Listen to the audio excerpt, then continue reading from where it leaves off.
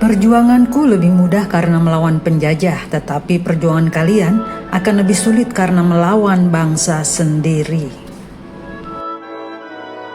Mengingat kembali kata-kata Soekarno ini membuat hati kita seperti teriris, karena sampai dengan saat ini kita masih terus menghadapi bangsa sendiri. Dengan dalih demi kemajuan bangsa, sekelompok elit politik melakukan segala cara untuk terus mengeruk keuntungan di bumi Nusantara yang kita cintai ini.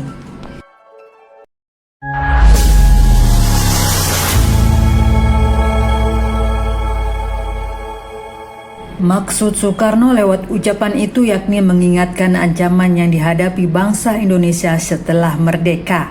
Menurut Soekarno, ketika di bawah penjajahan, musuh terbesar bangsa adalah penjajah. Penjajah menjadi musuh bersama, namun setelah penjajah pergi, bangsa Indonesia akan dihadapkan pada berbagai masalah, utamanya soal persatuan. Berbagai cobaan dan masalah mulai dari masalah sosial, masalah ekonomi dan berbagai masalah lainnya akan menguji persatuan bangsa. Perbedaan-perbedaan yang ada bisa membuat rakyat terpecah belah dan saling berperang. Ucapan Soekarno ini terbukti sejak awal kemerdekaan selalu ada konflik, mulai dari konflik soal penetapan dasar negara, perebutan kekuasaan, hingga penyelewengan. Hingga hari ini, ketertinggalan yang kita alami hari ini disebabkan oleh bangsa kita sendiri. Alih-alih bersatu untuk maju, kita malah disibukkan melawan satu sama lain. Seperti saat ini, kita sibuk melawan sesama karena perbedaan pilihan politik. Bagaimana kita dipertontonkan secara terang benderang dengan upaya paksa dengan merubah konstitusi dan lainnya hanya untuk kepentingan kaum tertentu, karena ingin menguasai republik ini dengan cara mereka sendiri. Mereka lupa para pendiri bangsa ini berjuang dengan tetesan darah dan air mata untuk memerdekakan negeri yang kita cintai ini. Belum lagi konflik yang ditimbulkan perbedaan suku, agama, ras, dan antar golongan. Ketika perbedaan-perbedaan itu tak lagi jadi masalah dan kita mempunyai cita-cita yang sama, barulah kita bisa bergerak maju. Para founding fathers kita pasti menangis melihat bangsa Indonesia saat ini. Mari kita mengenang kembali biografi Soekarno di kala generasi muda kita terus mendapat gempuran budaya asing sehingga mereka mulai melupakan sejarah para pendiri republik ini. Insinyur Soekarno adalah salah satu tokoh paling berpengaruh dalam sejarah modern Indonesia. Ia dikenal sebagai proklamator kemerdekaan Indonesia dan menjabat sebagai Presiden pertama Republik Indonesia. Biografi Soekarno merupakan kisah perjuangan yang inspiratif dalam memimpin perjalanan Indonesia menuju kemerdekaan dan pembangunan negara. Awal hidup Soekarno. Soekarno dilahirkan dengan seorang ayah yang bernama Raden Sukemi Sosrodihardjo dan ibunya yaitu Ida Ayu Nyomanrai. Keduanya bertemu ketika Raden Sukemi yang merupakan seorang guru ditempatkan di sekolah dasar pribumi di Singaraja, Bali. Nyomanrai merupakan keturunan bangsawan dari Bali dan beragama Hindu, sedangkan Raden Sukemi sendiri beragama Islam. Mereka telah memiliki seorang putri yang bernama Sukarmini sebelum Soekarno lahir.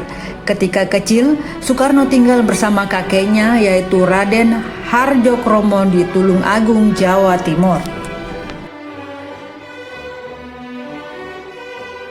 Ia bersekolah pertama kali di Tulung Agung hingga akhirnya ia pindah ke Mojokerto mengikuti orang tuanya yang ditugaskan di kota tersebut. Di Mojokerto, ayahnya memasukkan Soekarno ke Eerste Inlandse School, sekolah tempat ia bekerja. Kemudian pada Juni 1911, Soekarno dipindahkan ke ILS untuk memudahkannya diterima di HBS. Pada tahun 1915, Soekarno telah menyelesaikan pendidikannya di ILS dan berhasil melanjutkan ke HBS di Surabaya, Jawa Timur. Ia dapat diterima di HBS atas bantuan seorang kawan bapaknya yang bernama HOS Cokro Aminoto.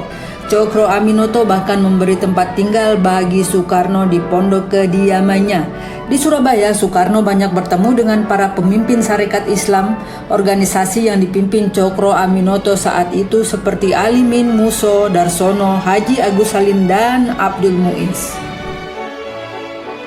Soekarno kemudian aktif dalam kegiatan organisasi pemuda Trikoro Darmo yang dibentuk sebagai organisasi dari Budi Utomo.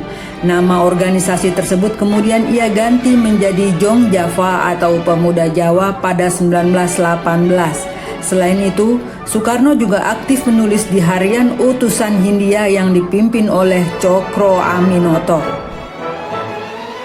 Tamat HBS Surabaya bulan Juli 1921 bersama Joko Asmo rekan satu angkatan di HBS, Soekarno melanjutkan ke ITB Bandung dengan mengambil jurusan Teknik Sipil pada tahun 1921.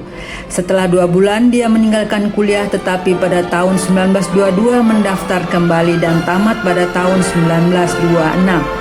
Soekarno dinyatakan lulus ujian insinyur pada tanggal 25 Mei 1926 dan pada Disnatalis ke-6 Bandung tanggal 3 Juli 1926 dia diwisuda bersama 18 insinyur lainnya. Profesor Jacob Clay selaku ketua fakultas pada saat itu menyatakan, terutama penting peristiwa itu bagi kita karena ada di antaranya 3 orang insinyur orang Jawa, mereka adalah Soekarno, Anwari, dan Sutejo. Selain itu ada seorang lagi dari Minahasa yaitu Johannes Alexander Hendrikus Onda. Perjuangan Soekarno. Rasa nasionalisme Soekarno mulai tumbuh pesat ketika bersekolah di Surabaya dan tinggal di rumah Cokro Aminoto. Di sana Soekarno mulai berkenalan dengan paham dan konsep pemikiran seperti pemikiran Barat dan pemikiran Islam.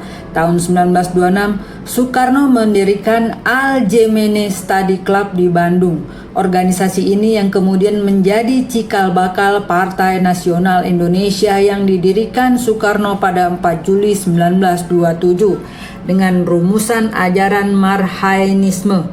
Usaha yang dilakukan Soekarno membuat PNI tumbuh dan berkembang di Jawa maupun di luar Jawa.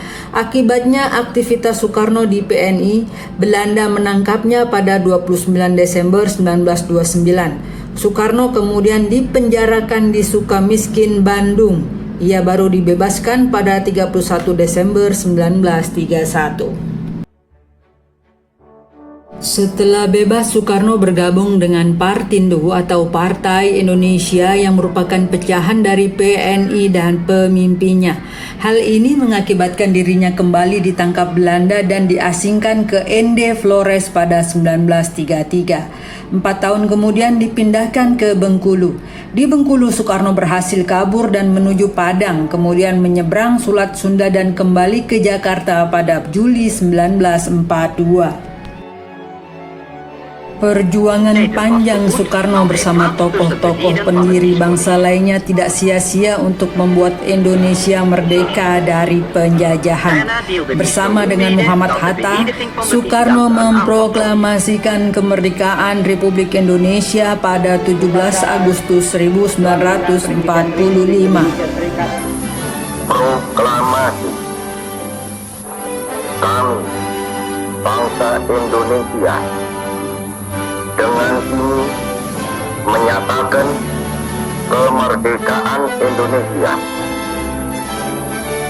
Hal-hal yang mengenai pemindahan kekuasaan dan lain-lain diselenggarakan dengan cara saksama dan dalam tempo yang setingkat-tingkatnya.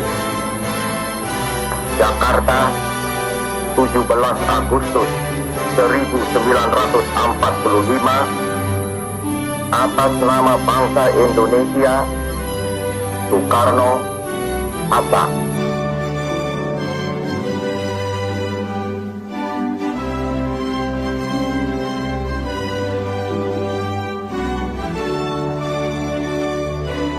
Lalu dalam sidang PPKI 18 Agustus 1945, Soekarno-Hatta dilantik sebagai Presiden Republik Indonesia dan Wakil Presiden Indonesia yang pertama. Soekarno di mata dunia.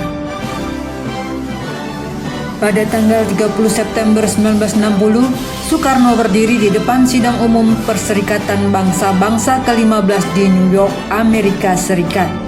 Dia membawa sebuah naskah pidato yang berjudul Membangun Dunia Kembali atau To Build the World Anew, yang berisi kritik pedas terhadap ketidakadilan dan ketidakberesan dunia saat itu. Dalam pidato yang berlangsung selama 2 jam itu, Soekarno mengecam imperialisme dan kolonialisme yang masih merajalela di Asia dan Afrika.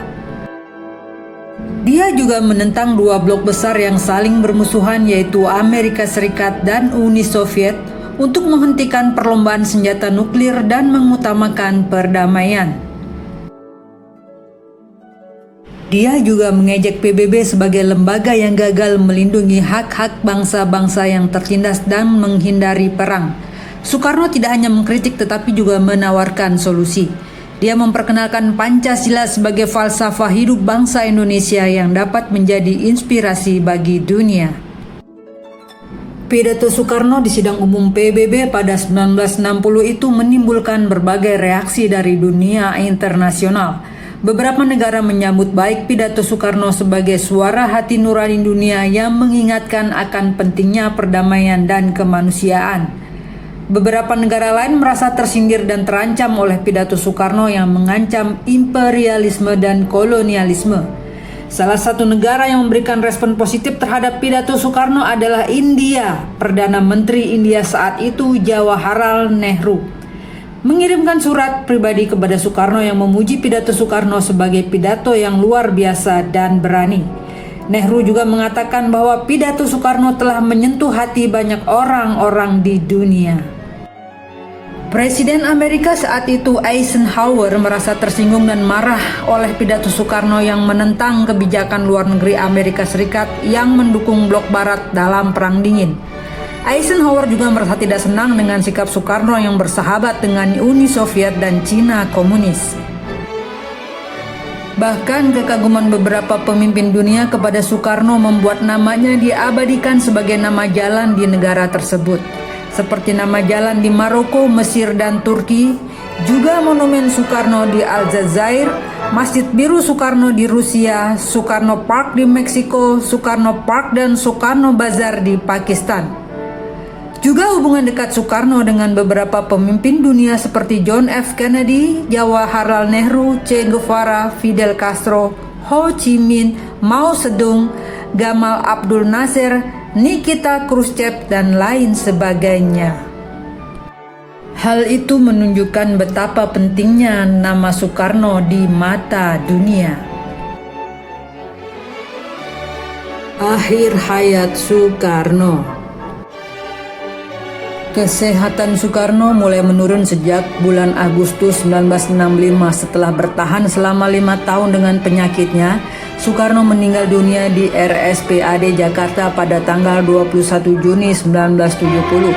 Soekarno disemayamkan di Wisma Yaso, Jakarta dan dimakamkan di Blitar dekat makam ibunya, Ida Ayu Nyoman Rai. Presiden Soeharto memberikan gelar pahlawan proklamator kepada Soekarno pada peringatan Hari Pahlawan tahun 1986 berdasarkan Kepres 81 tahun 1986. Baru tahun 2012 berdasarkan keputusan Presiden Kepres nomor 83 TK tahun 2012, Soekarno dianugerahkan gelar pahlawan nasional. Di saat bersamaan, gelar yang sama juga dianugerahkan kepada Bung Hatta. Di era pasca reformasi setelah kejatuhan Orde Baru ini, kita layak bersyukur bahwa keterbukaan sudah bisa kita nikmati. Sudah tidak mungkin lagi ada pelarangan terhadap buku-buku karya Soekarno maupun buku-buku lainnya. Lewat buku-buku, generasi muda saat ini atau siapapun layak untuk mengenal dan memahami pemikiran para bapak atau ibu bangsa ini agar bisa menjadi referensi dalam kehidupan berbangsa dan bernegara saat ini dan di masa depan.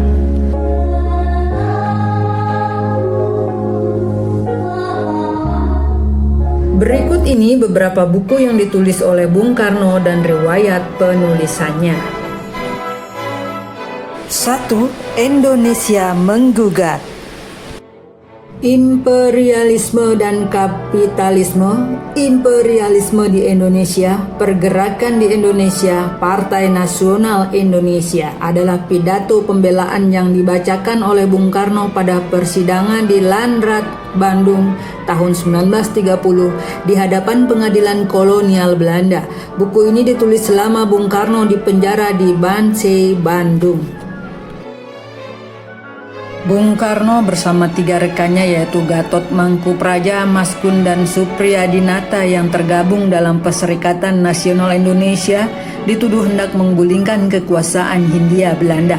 Dari balik jeruji, Bung Karno menyusun dan menulis sendiri pidato tersebut. Isinya adalah tentang keadaan politik internasional dan kerusakan masyarakat Indonesia di bawah penjajah. Pidato pembelaan ini kemudian menjadi suatu dokumen politik menentang kolonialisme dan imperialisme. Mencapai Indonesia Merdeka. Buku ini ditulis sebagai respon atas tulisan Profesor Fett bahwa Indonesia tidak pernah merdeka dari zaman purbakala sampai sekarang. Indonesia akan tetap menjadi negara jajahan yang semula jajahan Hindia lalu dijajah Belanda. Buku singkat namun padat ini membawa kita pada tahun 1920 sampai 1933.